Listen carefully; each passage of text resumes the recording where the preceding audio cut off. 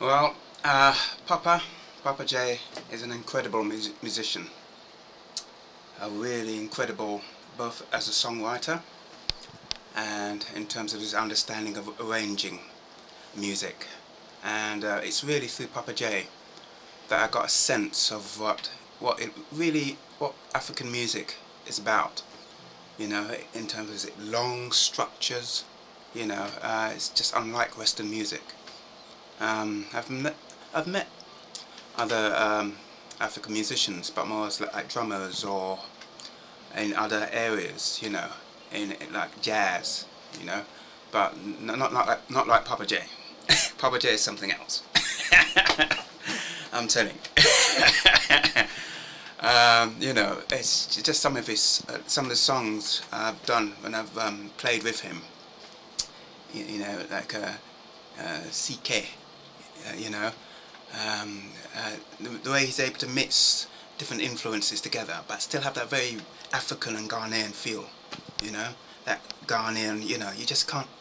I don't know. There's a special something about the way he puts his music together.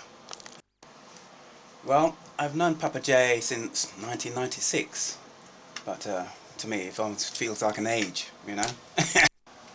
Yeah, as a singer, it's incredible. He's able to hear all the different harmonies, you know, and it's one of the pleasures because I actually like harmonizing. And as a singer, Paapa Jeh is something else, you know.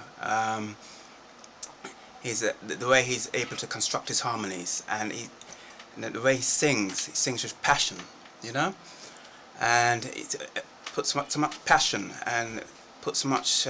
His songs are written in such a way that they really have meaning, you know, and I think the audience connects with Paapa Jeh because he brings such energy to what he does. I tell you, Paapa Jeh is in the tradition of performers who are big. You think Parliament? You think all the guys who wear outrageous costumes? I'm telling you, Paapa Jeh's like that. When you come to Paapa Jeh's show, I'm telling you, you won't, you know, you'll be goggle-eyed. Yeah? You know, fantastic.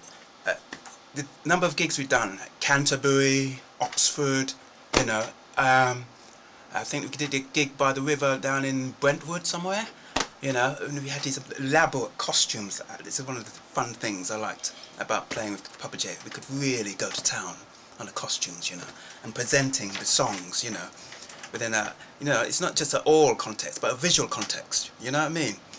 So it really, when an audience comes along, they're seeing a spectacle, you know, they're not just seeing a singer that's just standing there like, you know, like a mannequin, you know, no.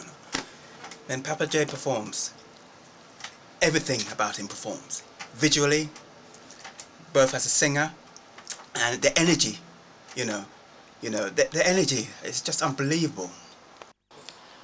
As a drummer, I've seen Paapa Jeh play reggae, I've seen him play high life, you know, every kind of style you can think of. He's a first-rate drummer, you know. I mean, for God's sake, he's played with Ronnie Laws, you know. So, and as a percussionist, he's first-rate. And one of the mysteries about Paapa Jeh, right, it's the way he lays down his rhythms. When you see him working in the studio and he's laying down his tracks, it's the way the rhythms sit on each other, you know, the mirror rhythms, you know, it's just incredible. It's totally different from a more Western perspective, which can be more how I would describe as additive. It's like mirror rhythm, but they sit. My God, how they sit, and it's just beautiful, you know, especially the acoustic stuff, you know. And then the vocals. There's a track called "Sweet Mama's Love," you know, where the rhythms interweave like a good, you know, like a good fabric, you know, they interweave, and you know, that's just fantastic, man. It's just fantastic working. Me and Paapa Jeh have had many discussions, you know, on spiritual matters, because although the music we do is fun, you know, there's also a serious side, you know. And I can happily say that Paapa believes that music has a healing power, you know, in the world, you know, for good, you know, and there's a spiritual dimension to Paapa Jeh, you know. it's not just all, you know, happy-go-lucky, you know. There's a depth, and Paapa thinks very seriously about life, and he feels that there's a depth to life that can be expressed in music, you know. You know, it's so many multi-dimensional aspects, and you know, and he's very strong on like human rights, you know, and so for me, Paapa is a very deep person, you know, and that spirituality, you know, anchored within his feeling of being an African, you know, and coming from the African continent, and he's very aware of his past and his history and where he's coming from, you know.